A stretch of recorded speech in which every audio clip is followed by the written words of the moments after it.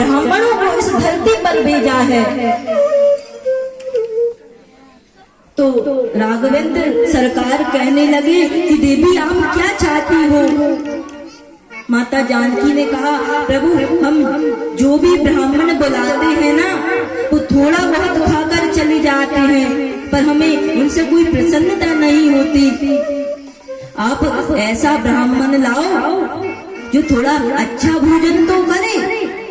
कहा, देवी ठीक है, आप चिंतित मत हो, हम कुछ व्यवस्था करते हैं। आज मेरे प्रभु राम ने अपने दोनों नेत्र बंद किए और अगस्त जी को याद किया है कि आओ, आज का भोजन हमारे इधर है आपका। तो महाराज अगस्त जी आ जाते हैं। देखने में बहुत दुबले पतले हैं। माता जानकी ने कहा, प्रभु ये क्या है? मैंने तो आपसे ये कहा था कि कोई ऐसे ब्राह्मण को लाना जो थोड़ा बहुत अच्छा भोजन करे, पर आप तो इनको ले आए। मुझे नहीं लगता ये कुछ खा पाएंगे। प्रभु कहने लगे, देवी आप चिंता मत करो, बस भोजन की व्यवस्था करो। आज अगस्त जी को भोजन परोसा। 50 कटोरियां हैं, उनमें अलग अलग तरह के व्यंजन हैं, बीच में पुड़ियां रखी हैं। महाराज 56 प्रकार के भोग हैं। जब भोजन को अगस्त जी ने देखा तो हंसी आ गई। तो माता जानकी से बर्दाश्त नहीं हुआ। बोले, महात्मा ने क्या बात है, आप हंस क्यों रहे हो? अगस्त जी ने कहा, देवी हंसी हमें इसलिए आ रही है कि तुम्हारा भोजन देखकर।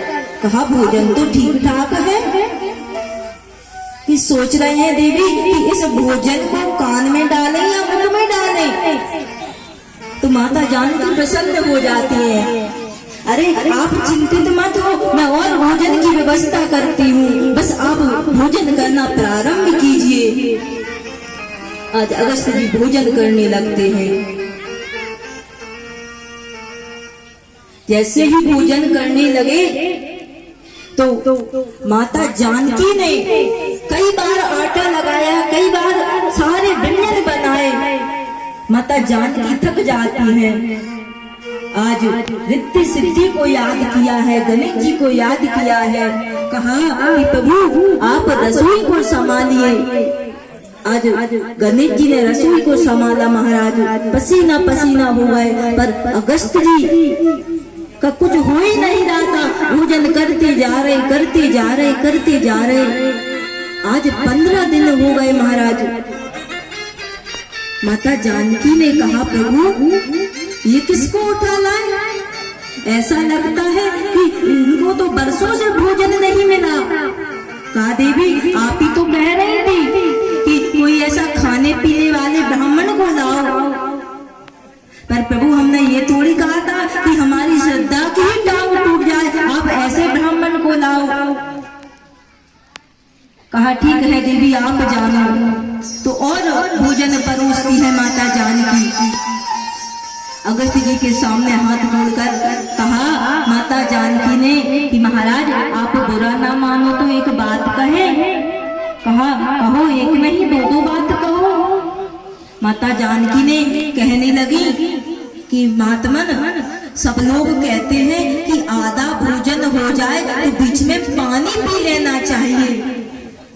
अगस्त जी ने कहा, देवी अभी बीच कहाँ आया है, अभी तो भोजन प्रारंभ ही हुआ है। माता जानकी ने कहा, अभी बीच नहीं आया।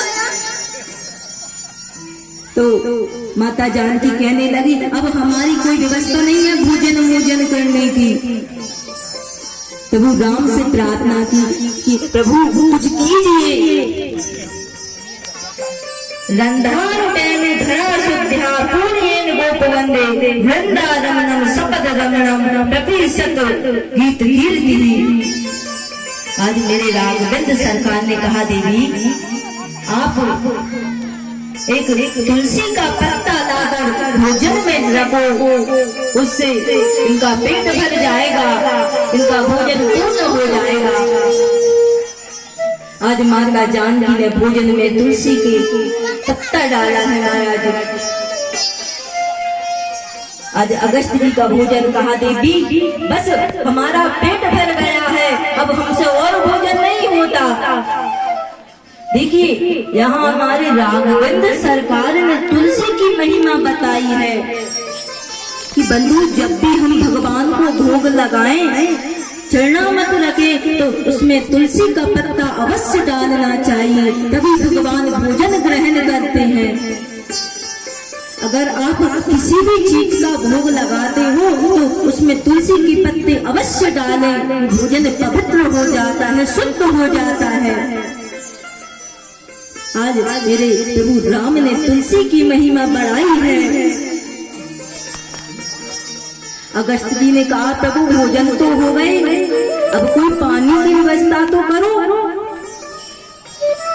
तो माता जानकी बोलने लगी कि भोजन में ही इतना समय हो गया, हमारे पास पानी मानी की कोई व्यवस्था नहीं है। तो प्रभु राम कहने लगे कि अगस्त जी आप एक काम करो, भोजन आपने त्रेता में किया है, पानी आप द्वापर में पीना। तो आज महाराज शेषनाग बांध बनाकर बैठे हैं और वो सारा पानी अगस्त जी पी रहे हैं। तो इंद्र ने देखा कि ब्रज मंडल में तो धूल उड़ रही है, तो